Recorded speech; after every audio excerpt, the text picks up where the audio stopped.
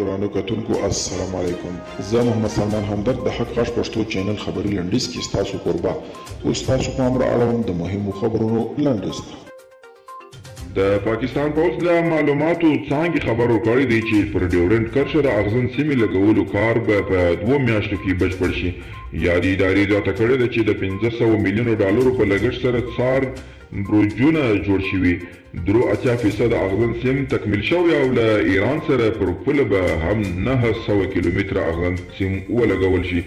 د امریکا د استخباراتو رئیس وایي چین غواړي په ټولې نړۍ سلطنت وکړي.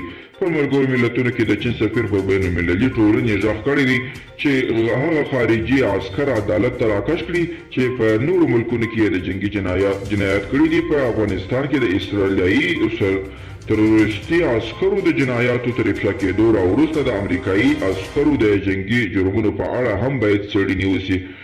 د سعودي عربستان د بهرنیو چارو وزیر حالاتو ته په کتو سره ویلي چې ایران په سیمه کې د ترهګرو ملیشو تمویل ته دوام ورکوي او دا کار به د سیمې نه بلکې د ټولې نړۍ لپاره خطرناک او ګواښونکی ثابتېدلی شي.